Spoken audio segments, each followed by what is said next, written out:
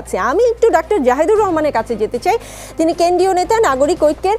আজকের সমাবেশে আপনাদের যে অবস্থান দেখলাম তাতে বুঝতেই পারছি আপনারাও চাচ্ছেন যে এই আইনটি একেবারেই বাতিল হয়ে যাক, সংস্কারের কথা বলেননি। আসলেই কি একেবারে আইনটি বাতিল হয়ে গেলে সমস্যার সমাধান হবে? ধন্যবাদ আপনাকে। আইনটি বাতিল হওয়া মানে এই না যে এই ক্ষেত্রের আরেকটা আইন হবে না। আমি এই প্রসঙ্গে আসার আগে দু একটা কথা একটু যুক্ত করতে চাই। জনাব সাকি একটা তথ্য দিয়েছেন যে ডিজিটাল সিকিউরিটি অ্যাক্টের আগে একটা আইসিটি অ্যাক্ট ছিল, যেটার মধ্যে একটা 57 ধারা ছিল। এখানে খুব গুরুত্বপূর্ণ একটা তথ্য হচ্ছে, বিএনপি যখন 2006 সালে আইসিটি অ্যাক্ট করে তখন তার মধ্যে কিন্তু 57 ধারা ছিল না। 57 ধারাটা যুক্ত করা হয়েছে 2013 সালে আওয়ামী লীগ সরকারের সময়। এটা খুব সিগনিফিক্যান্ট একটা ফাইন্ডিং। এরপর যখন সবাই খুব কথা বলল, তখন একটা জটিল কাজ তৈরি করা হলো আমরা যারা কথা বলি তাদের জন্য, কারণ তারা তখন একটা চালাকি করে এটাকে 4টা ধারায় 25, 28, 29, 31 আমি আমার টকশোর খাতিরে এটা মুখস্থ রেখেছি। এখন সবার জন্য এটা মুখস্থ রাখা কঠিন হয়, কারণ তারা সহজে আর 57 বলে ফেলতে পারছে না, কিন্তু এই ধারাটাকেই ভেঙে এদিকে সরিয়ে দেওয়া হলো। খেয়াল করুন, এই যে নিপীড়নমূলক যে সমস্যা, প্রকাশের স্বাধীনতার যে সমস্যা, এই ঘটনাটা তৈরি করা হয়েছিল বর্তমান সরকারের সময়। আমি আবারও বলছি, আইসিটি অ্যাক্ট 2006 সালে এমন ছিল না। এবং আমি শাহ আলী ফরহাদ ভাই একটা ইনফরমেশন দিয়েছেন যে ভারতেও আইন আছে। ইয়াস, ভারতে ইনফরমেশন টেকনোলজি অ্যাক্ট 2000 আছে। আমি তাকে চ্যালেঞ্জ করে বলছি, আপনি আমাকে একটু দেখাবেন, কারণ আমি এই আইনটা পড়েছি, ভারতের আইনটাও পুরোটা আমি পড়েছি। পড়েই বলছি, ভারতের আইনে আমাদের 57 ধারা বা এখনকার ডিজিটাল সিকিউরিটি অ্যাক্টের 25, 28, 29 বা 31-এ যা বলা হয়েছে সেরকম কোনো ধারা অপরাধ হিসাবে সেখানে গণ্য না। তাহলে সেরকম একটা ধারা ছাড়া যখন একটা আইন হতে পারে, আমরা কেন সেটা করতে পারিনি? বা আইসিটি অ্যাক্টও তো আগে 57 ধারা ছাড়াই হয়েছিল, সেটা ছাড়াই তো অন্যান্য সাইবার অনেক অপরাধ আছে আনডাউটেডলি। আপনি একটা সিকিউর সিস্টেমে ঢুকবেন, আপনি যেমন ভারতে চাইল্ড পর্নোগ্রাফি নিয়ে খুব সিরিয়াসলি কথাবার্তা আছে, পর্নোগ্রাফি নিয়ে কথাবার্তা আছে, কারো পার্সোনাল ছবি ছড়িয়ে দেয়া না, এগুলো খুব মারাত্মক ক্রাইম, এগুলোর বিরুদ্ধে আমরাও কথা বলছি না। কিন্তু একটা অ্যাক্ট যদি লাগেও সেটাকে এই ধরনের করে করার চেষ্টা করতে হবে। এবং আপনি আসলে ওই আইনগুলো যে করছেন, যে ধারাগুলোর কথা বলছি, সেগুলো নিয়ে আমি আমার কথা বলছি না। কিছুদিন আগে এই সরকারের মাননীয় প্রধানমন্ত্রীর পররাষ্ট্র বিষয়ক উপদেষ্টা mister Gowher Rizvi Deutsche Welle Tim সেবাস্টিয়ানের সাথে একটা সাক্ষাৎকার দিয়েছেন। সেখানে তাকে জিজ্ঞেস করা হয়েছিল about the digital security act. উনি দুটো শব্দ ক্লিয়ারলি ব্যবহার করেছেন, লুজ অ্যান্ড ভেগ ওয়ার্ডিং এখানে আছে, যার কারণে এটা মিসইউজ হতে পারে। আমি পাল্টা একটা কথা বলি, লুজ এবং ভেগ ওয়ার্ড আছে বলে পাল্টা এটা মিসইউজ হতে পারে, ব্যাপারটা এরকম না। আপনি একটা আইনকে এই কারণে লুজ এবং ভেগ ওয়ার্ড দিয়ে তৈরি করেন যাতে এটা দিয়ে আপনি মিসইউজ করতে পারেন। You can categorise everything. 21 ধারাতে আপনি স্বাধীনতার চেতনার বিরুদ্ধে কথা বললে বলা হচ্ছে আপনার বিরুদ্ধে অ্যাকশন নেওয়া যাবে। Can you define correctly what স্বাধীনতার চেতনা ইজ? It's tough. আমি তো অন্যভাবে দেখি, আপনি যেভাবে দেখেন, আপনি তো উন্নয়নের স্বাধীনতার চেতনা দেখেন, আমি তো সেটাকে ভিন্নভাবে দেখি। সো আমি যদি তিনি ভিন্নভাবে কথা বলি, আপনি আরবিট্রারিলি আমাকে গ্রেফতার করতে পারেন। আরেকটা খুব জরুরি কথা, যে সরকারের কিছু করার থাকে না, এটা খুব ভুল ধারণা। শাহ আলী ফরহাদকে আমি বলছি, সরকার এই যে মানুষগুলোকে গ্রেফতার করা হলো তাদের বেইলের বিরুদ্ধে খুব শক্তভাবে প্রটেস্ট করছেন। এটা সরকার করছেন, সরকার চাইছেন তারা জেলে থাকুক। আর শুধু সেটাই না, আমাদের 20টা অপরাধ এখানে আছে, 20টার মধ্যে 14টাই নন বেইলেবল।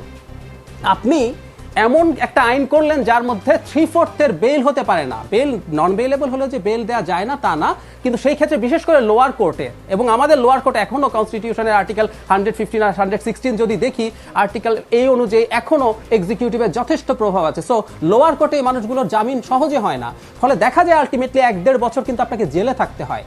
সো আপনি এই ধারাগুলো এত নন বেইলেবল করেছেন, তার মানে এই, যদি হায়ার কোর্টে কেউ জামিনও পায়, আপনি বছরখানেক কেউকে জেল খাটিয়ে ফেলতে পারেন খুব ইজিলি। সরকার কোন আইনের বিরুদ্ধে কিভাবে রিঅ্যাক্ট করবে? আমি জানার চাই, তাহলে একটু ডাক্তার জাহিদের কাছে যাই। ডাক্তার জাহিদের কাছ থেকে আমি একটু জেনে নেই যে স্পেসিফিক কোনো উদাহরণ তার কাছে আছে কিনা। আচ্ছা, আমি ধন্যবাদ। রিসেন্ট ঘটনাটারই একটা উদাহরণ দিই। আমাদের জনাব মুশতাক মারা গেছেন, কিশোর আজকে জামিন পেলেন।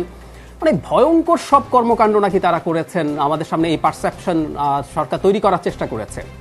কিছুদিন আগে দেশের খুব শীর্ষস্থানীয় একটা পত্রিকার একটা রিপোর্ট এসছে, তাদের বিরুদ্ধে তদন্তে কি পাওয়া গেছে। এবং মানে হাসি পেতে পারে আমাদের এই তদন্তটা যদি দেখি, যে এখানে এমন সব মানুষকে সাক্ষী করা হয়েছে 6 জনকে, এবং শেষ পর্যন্ত 5 জন বলেছে তারা সেই সাক্ষী দেয়ওনি, এবং তাদের বরাতে বলা হচ্ছে তারা ফেসবুকে কি করেছে না করেছে সেগুলো নিয়ে তারা নাকি সাক্ষী দিয়েছেন। সে কার সাথে যোগাযোগ করেছে, কি লিখেছে ফেসবুকে, সেটা বাড়ির দারোয়ান, অফিসের পিয়ন তারা করেছে, এবং শেষ পর্যন্ত দেখা গেছে তারা কিছুই করেনি। তার মানে ব্যাপারটা হচ্ছে আপনি 11 জনকে অভিযুক্ত করেছিলেন, 11 জনকে অভিযুক্ত করে কয়েকজনকে তো ধরতে পারেননি, তখন হাতে ছিল না, ধরলে ধরে ফেলতেন। এরপর চার্জশিটে 3 জন আপনি রাখলেন, দিদারুল সহ। আলটিমেটলি দেখা গেল এই হয়েছে চার্জশিট, যেখানে আপনি আদৌ তার অপরাধকে স্পেসিফিকলি ডিফাইন করতে পারেন নাই। তার মানে আমি এই রিসেন্ট আলোচিত ঘটনাটার কথাই বলছি। আচ্ছা, আমি আবার গহর রিজভিকে টিম সেবাস্টিয়ান আরেকটা উদাহরণ দিয়েছিলেন, সেই উদাহরণটাও দিতে চাই। ময়মনসিংহে 14 বছর বয়সী ক্লাস 9-এ পড়ুয়া একটা ছেলেকেও ডিজিটাল সিকিউরিটি অ্যাক্টে ফেসবুকে একটা স্ট্যাটাসের জন্য গ্রেফতার করা হয়েছে। এটারও উনিও জবাব দিতে পারেন। এরকম মানে মোদ্দা কথাটা কোন জায়গায় আমি মিস্টার ফরহাদকে বলতে চাই, দেখুন আমরা খুব শুনি আইনের শাসন, আইন তার নিজস্ব গতিতে চলে। আইন ইটসেলফে যদি সমস্যা থাকে, তার শাসনটাও কিন্তু সমস্যার। আপনি 54 ধারা দিয়ে আইনের শাসন যদি বলেন, আমি তো 54 ধারা দিয়ে ধরেছি, এটা আইনের শাসন বলবৎ আছে, নো। আপনি যেই ধারাই দেখান না কেন, প্রত্যেকটা ধারা যেহেতু আরবিট্রারি, যেহেতু ভেগ, আপনি ধরে টরে বলছেন যে আমি তো এখানে বলেছি ও তো স্বাধীনতার চেতনার বিরুদ্ধে কথা বলেছে 21 ধারা অনুযায়ী, ও তো ইন্টারনেটে এমন কিছু ছড়িয়েছে যেটার জন্য দাঙ্গা লেগে যেতে পারে, এটা তো আপনি বলছেন, এবং উইদাউট এনি ইনভেস্টিগেশন আপনি ধরে তাকে জেলে পুরে ফেলছেন। সুতরাং আপনি এই আইন দেখিয়েও যদি বলেন যে আমি এই আইনের অধীনে ধরেছি, আমি তো এই আইনটাকেই মানি না। আপনি যে স্ট্যান্ডার্ড তৈরি করেছেন সেই স্ট্যান্ডার্ড আমি অ্যাকসেপ্ট করছি না। ডাক্তার জাহিদ, এখন মনে হয় সময় এসেছে শাহ আলী ফরহাদের। আমি একটু ডাক্তার জাহিদের কাছে যেতে চাই। ব্যারিস্টার ফরহাদের কথা সূত্র ধরে আমি আপনার কাছে জানতে চাই যে উনি অনেকগুলো উদাহরণ দিলেন, দেশে দেশে এই ধরনের আইন আছে, বিভিন্ন দেশের উদাহরণ দিয়ে স্পষ্ট বুঝিয়ে দিলেন এই আইন শুধু আমাদের দেশেই না, আরও দেশে আছে। দেশে দেশে যেই আইন আছে সেটা আমাদের দেশে থাকলে সমস্যা কোথায়? খুব বড় একটা সমস্যা আছে।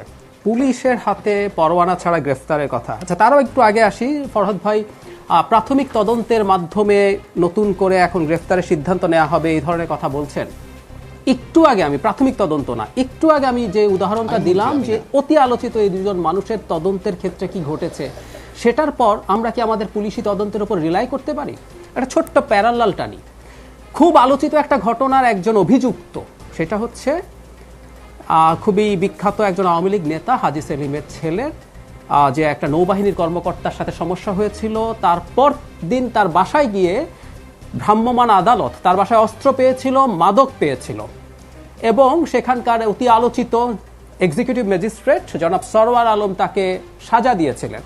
আমি একটু এখানে বলে রাখি, নীতিগতভাবে আমি কোনোভাবেই এক্সিকিউটিভ ম্যাজিস্ট্রেটদেরকে দিয়ে মোবাইল কোর্ট চালানোর পক্ষপাতী না, এটা আমাদের একেবারেই। কিন্তু আমি আমার প্রশ্নের সাথে এই উদাহরণের মিল পাচ্ছি না ডাক্তার জাহিদ, আপনি পরিষ্কার করবেন। আমার প্রশ্নের সাথে আমি এই উদাহরণের মিল পাচ্ছি না। আসছে কারণটা বলছি না, ইটস ভেরি ইম্পর্টেন্ট। না, আমি বলছি এটার কারণটা বলছি। আমি সেই ইরফান সেলিমের দুটো মামলা, তার বাসায় অস্ত্র পাওয়া গেছে, তার বাসায় মাদক পাওয়া গেছে, একজন এক্সিকিউটিভ ম্যাজিস্ট্রেট সেটার জন্য তার বিরুদ্ধে সাজা দিয়েছেন।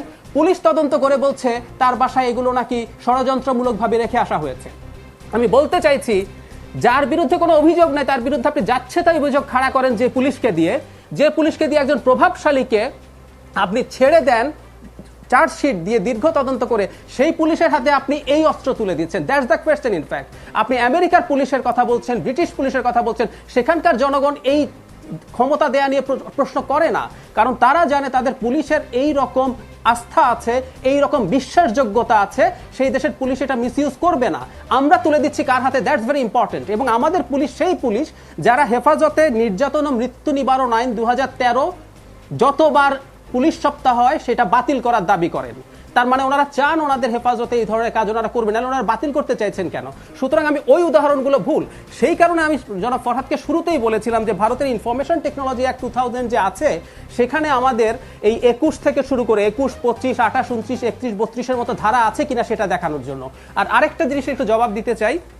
উনি বলছেন আমাদের এই যে 25-25 যেগুলো আছে এগুলো আমাদের পেনাল কোডেও আছে, কিন্তু এখানে একটা খুব বড় একটা পরিবর্তনের জায়গা আছে। সেটা হচ্ছে যে এই প্রত্যেক ডিজিটাল জায়গার ক্ষেত্রে আপনি শাস্তির পরিমাণ অনেক বাড়িয়ে ফেলেছেন, যেটা আমাদের ওখানে যা আছে সেখানে চাইতে বেশি। ওনারা যুক্তি দেন যে ডিজিটাল মিডিয়া যেহেতু অনেক দ্রুত ফ্লারিশ করে তাই শাস্তি বেশি, এবং ওই যে বারবার বলছি যে এই শাস্তি বাড়িয়ে আপনি আসলে দিনের শেষে মানুষের সেলফ সেন্সরশিপটা এনশিওর করার চেষ্টা করছেন। রইলাম ডাক্তার জাহিদ হাত তুলেছেন, আমি তাকে আসলে 20 সেকেন্ডের জন্য সময় দিতে পারি, একদমই 20 সেকেন্ড। আমি 20 সেকেন্ডই সময় নিচ্ছি। দেখুন যে শাহ আলী ফরহাদ বলছেন 9 সালে ওনারা ক্ষমতা এসে ডিজিটাল বাংলাদেশ করেছেন। ওনারা 57 ধারা 9-এ ঢোকাননি, 10-এ ঢোকাননি, 11-তে ঢোকাননি, 12-তেও না, 13-তে ঢুকিয়েছেন। 9 সালে ওনারা খুবই অ্যাকসেপ্টেবল একটা ইলেকশন দিয়ে ক্ষমতায় এসেছেন। 13-তে এটা করেছেন কারণ 14 সালে একটা ইলেকশন ছাড়া গভর্নমেন্ট তৈরি হচ্ছে। একইভাবে 18 আপনি মেলান, দুটো প্রশ্নবিদ্ধ নির্বাচনের আগে আপনি দুটো অস্ত্র তৈরি করেছেন, কারণ এরপর যাতে আপনি মানুষকে আপনি শেষে এসে অ্যালিগেশন করতে পারেন না, যেটি আমার আর উত্তর দেওয়ার সময় থাকবে না। আপনি এনশিওর করতে পারেন। আপনি Very সার্কামস্টেন্সিয়াল এভিডেন্স, এটা আপনি একজন লয়ার, সার্কামস্টেন্সিয়াল এভিডেন্স কিন্তু তাই বলে যে দুটো কোনো অদ্ভুত কারণে ঠিক দুটো নির্বাচনের আগে আপনি করেছেন, জাস্ট আগে আপনি করেছেন। লাস্ট 20 সেকেন্ড আপনি সাম আপ করতে পারেন, আপনি তো নতুন অভিযোগ আনতে পারেন না, আমাকে বলার সুযোগ তো দেওয়া হবে না। আমরা বোধহয় আজকে আর কাউকে সুযোগ দিতে পারছি না, কারণ সময় একদমই শেষ। আইন তো হবেই, সেই আইন আমি আইন জনতার একটা জন্য। বিষয় স্পষ্ট করতে চাই। জি, এক লাইনে বলতে হবে জোনায়েদ সাকি। আচ্ছা, আমি একটা বিষয় স্পষ্ট করতে চাই যে আজকে আমাদের এক লাইনে আজকে আমি এখন যে বক্তব্য দিচ্ছি এটা আমাদের বক্তব্য। আজকে আমাদের সমাবেশে অনেক নাগরিকরা বক্তব্য দিয়েছেন, সেটা তাদের নিজ নিজ বক্তব্য, কিন্তু নিজ নিজ অবস্থান থেকে দিয়েছেন, সেটা সেখানে বক্তব্য আছে। ফলে আমি তাদের সকলের বক্তব্যকে কিন্তু একইভাবে প্রতিধ্বনিত করছি না, কারণ আমি আমার বক্তব্য আপনি আপনার নিজস্ব মতামত দিয়েছেন। আমি যা বলছিলাম যে আইন তো হবেই, সেই আইন আমজনতার জন্য, আমজনতা ভালো থাকবে সেই জন্যই আইন। আমজনতা ভালো থাকুক, ভালো থাকুক বাংলাদেশ।